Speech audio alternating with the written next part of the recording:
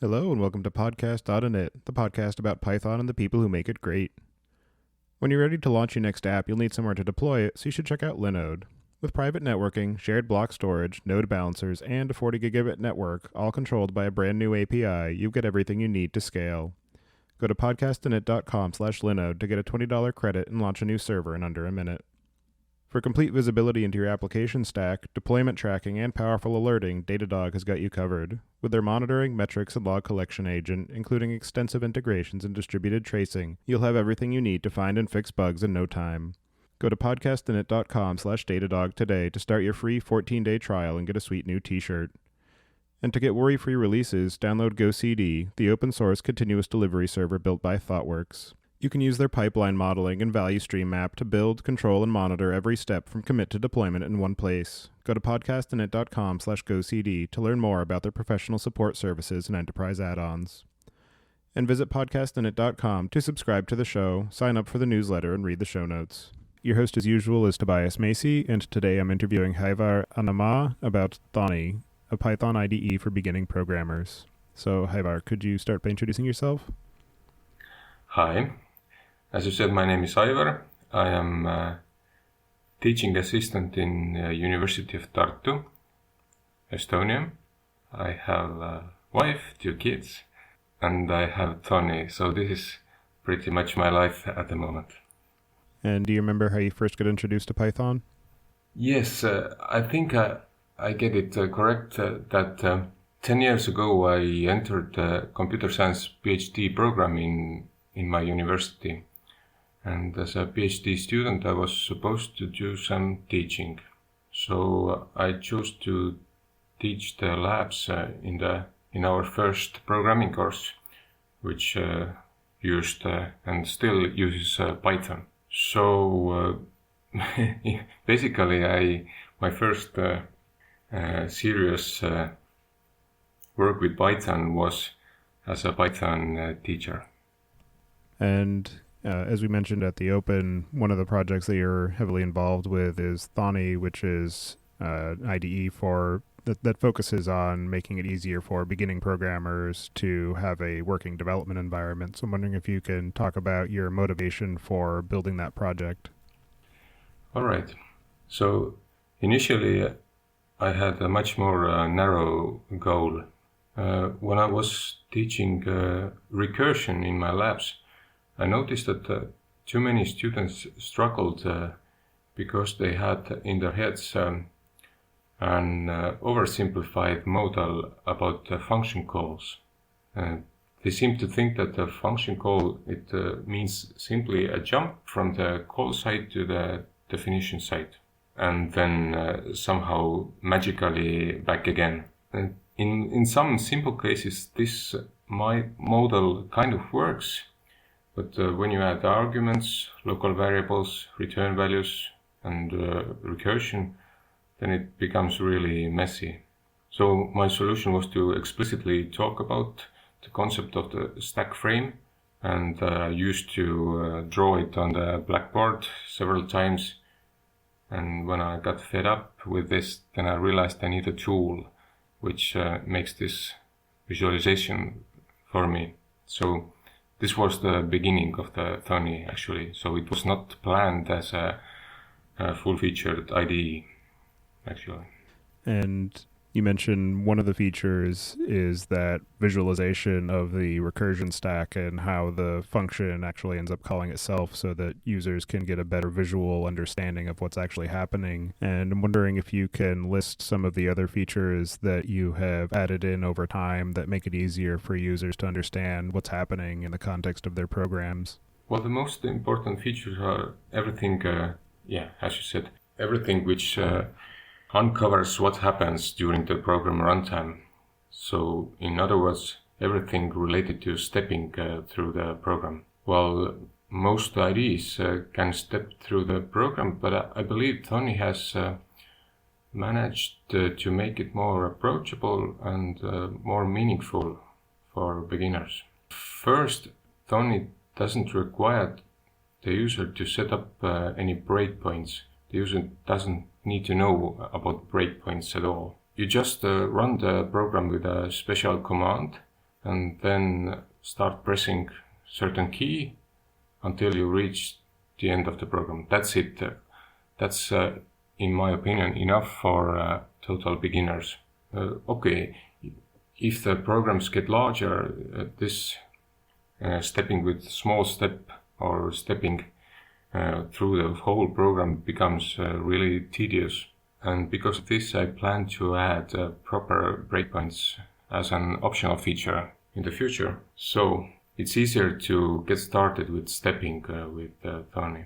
Second, I think it's important that Thonny's debugger, it follows program's logical structure, not just code lines as traditional debuggers. So, for example, you can step over a whole while statement, or on the other hand, step into the smallest sub-expression in your program. So the granularity of the stepping is dependent on the program structure, not on the textual format of the code. And I think this offers more flexibility, but maybe even more importantly, this provides good opportunity or good support for explaining Python's syntax or the statistical structure of the program when you see how the debugger focuses one or the other part of the code. And as we also already mentioned, the visualization of the call frames, I think this is the feature I'm most proud of in Thonny. Besides this, if you leave the program flow aside, then I would also bring out this special mode for explaining Python memory model. If you select from the view menu the item called heap, then you see that the variable table only maps variable names to addresses, and the values or objects themselves are living elsewhere. So Thonny shows you another table called heap, which maps addresses to the actual values. So I think this is quite useful feature for explaining mutation and references. Yeah, I think these are the most important features in Thonny. And it sounds like there are a number of very sort of advanced aspects of the program that you've built in order to present some of these concepts in a much simpler manner for your users. I'm wondering what you found to be the most challenging pieces of actually building Thonny to create that simpler view for people who are just beginning to get started and not overwhelm them with too much information. Fortunately, Python has been really forthcoming because of its dynamic nature and because, for example, it has a Python parser in the standard library, and it has this wonderful inspect module which allows me to check the state of current stack frames. So I think the most complex questions were solved several years ago, so I have forgotten most of it. Yeah, I think maybe I start by explaining how Thonny works. So it works in two operating system processes, one for the GUI and the backend process for running the user program and the tracing or debugging mechanism. The GUI is written in tkinter, and although many people think this framework is old-fashioned and looks ugly, then actually the newer versions of it look quite pretty, and I've grown to like it a lot. And the backend, the most important idea in implementing the debugger is that I don't give Python virtual machine the original user program. So in order to gain more information about the process of running the code, I modify the program before running it. So basically, Thonny parses user code and then inserts special function calls to it, special markers. And these calls let debugger know, for example, which sub-expression is going to be executed next, and what was the value, and the address of the last expression value, etc. So Thonny's debugger uses instrumented code. This was the key.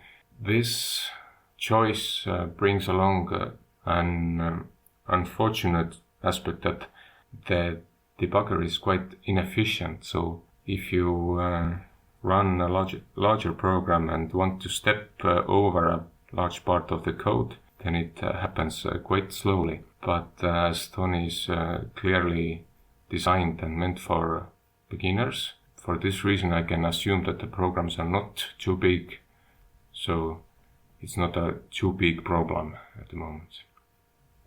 And as users are first getting introduced to programming and the Python language, I'm wondering if there are any particular kinds of tutorials or supporting material that you've found to be the most useful for getting students up to speed on the principles that they need to be able to actually start writing programs and using Thonny to iterate through them.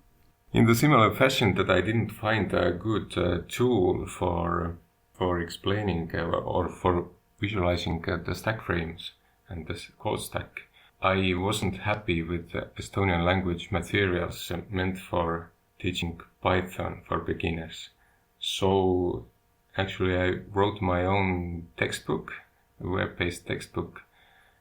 And I think this is the material I am most happy with regarding programmers. And I'm not sure I can outline what have been my principles in writing this textbook.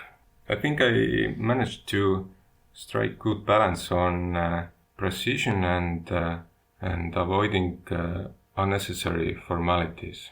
So that was what I was aiming in Thonny as well, to make the interface or the visualizations intuitive, but at the same time not oversimplified.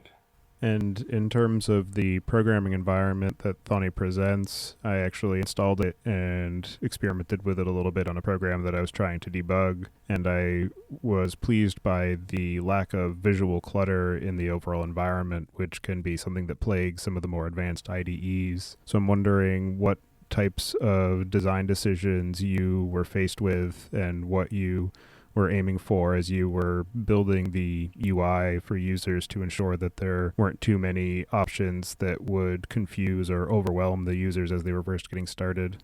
User interface design has been interesting for me for a long time, and I always aimed for user interfaces which are as clear as possible. So in this sense, the work with Thonny was not special for me. I guess a couple of times I have considered adding a toolbar over the REPL or the shell pane in addition to the main toolbar, but I have just resisted this urge and chose the clear look of the shell pane. Yeah, I guess you just need to give up some of your wishes when you want to maintain this clear appearance or find another way. I have used menus quite a lot, so I think menus are something that because they are hidden initially, then they are not intimidating for the beginner user. Yeah, I think that gives a lot of sort of progressive exposure where the user can first just open up the program and start writing something. Yeah. And as they find that they need some additional functionality, they can then go searching through the menus to find it and then enhance their overall capabilities with the tool. Mm-hmm. And that was also the reason why I chose not to show the variables panel by default. So I expect that when the student goes to her first lesson, then she starts with just running a program, and then the instructor tells, now students, select the view menu and open up the variables pane. So it makes the process more gradual. And in terms of auto-completion, have you found that to be a useful feature as people are first getting started, or do you think that it adds too much confusion when somebody might start typing a variable name or a library function and have it give them that list of options? At the moment, Thonny does support auto-completion, but only the user need to explicitly invoke it with the control spacebar or with the tab. And I think I will keep this as default, because yes, I think it might be confusing for total beginners if something just pops up. And as the users become more proficient in using Python and programming logic and start building more complicated applications, is there a point where it no longer makes sense to continue using Thonny, or does it grow with their experience so that they can use it once they start using it in a more professional context? Yeah, I think this point will arrive, because I have no intentions to compete with PyCharm or other professional Python IDEs in terms of, let's say, program refactorings or the level of program analysis. So I need to maintain the scope, and I think when a student has learned the semantics of required programming concepts, and when the programs grow bigger, and he or she will benefit more from the good auto-completion and comfortable refactorings, then she is really wise to abandon Thonny and use something heavier instead. In terms of introducing people to the concepts of programming in general, how have you found Python for being the first language, and have you worked with any other languages for the introductory material to have any sort of comparison? I think Python is a pretty good language, pretty good first language. Myself, I was using Pascal as a first language when I was learning programming. Sometimes I do regret that Python doesn't have static types as they were in Pascal, because occasionally I see that the dynamic typing of Python allows students to, or I don't know whether it allows or invites students to be less precise in their thinking, something that static languages really punish quickly. If you don't understand what will be in your variable, then you will write the wrong type and annotation. In Python, I quite often see that the student even gets the program working correctly, but when I ask him what kind of values can be in this particular variable,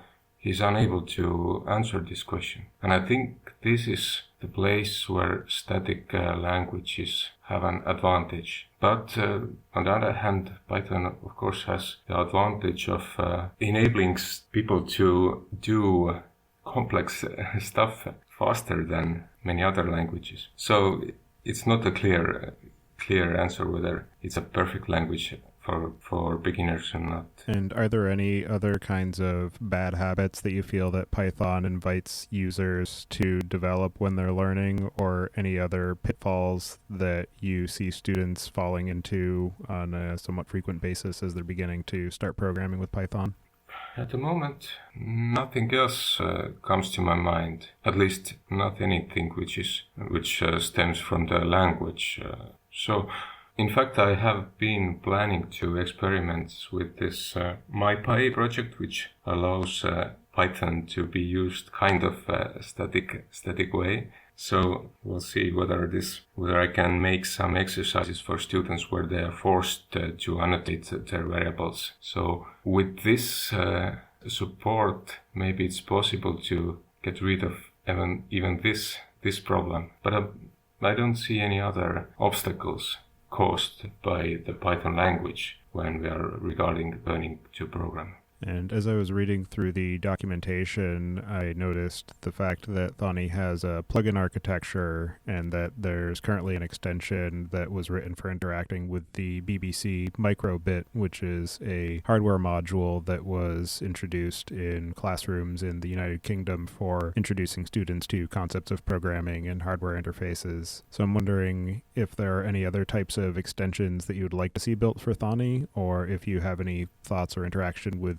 the creator of that microbit extension. Actually, the creator of this extension is a student of mine, so it was his bachelor thesis, part of his bachelor thesis, and I was his supervisor, so have been quite closely connected to this project. The plugin system is quite flexible. Actually, most of the functionality in Thonny, actually even including the user interface part of the debugger, is implemented as a plugin. So in this sense, I could rephrase your question that what I wish people would build into Thonny, whether by a plugin or by just directly contributing to Thonny's code.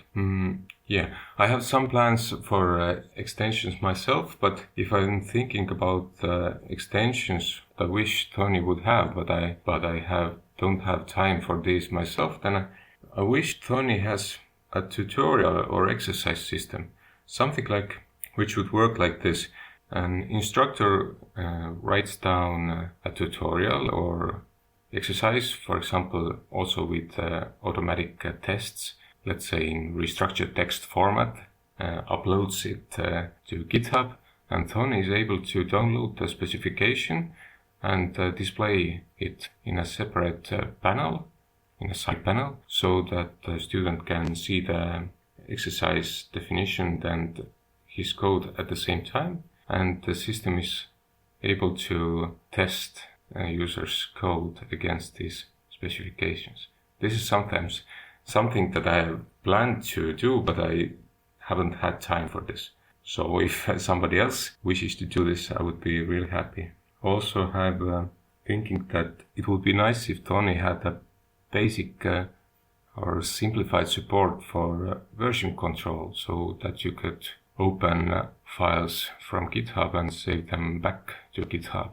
I've missed these features in a classroom where the students didn't have their own accounts in the lab computers. So some of them did have USB sticks with them, some of them had forgotten them, so it was quite messy. So it would be really nice if it's possible to save your work into cloud, or let's say into GitHub with Thonny.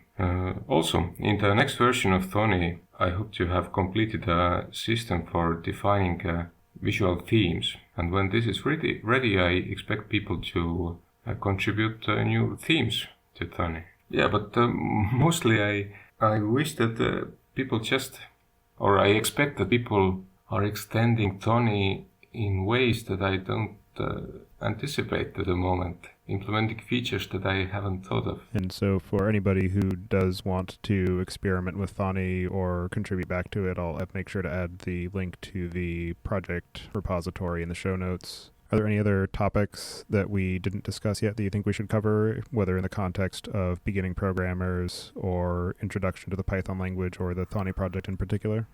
I think I have spoken about all the most important topics for me. Yeah, about the future plans, and also it relates maybe to the previous question about extending Thonny. There's one at the moment.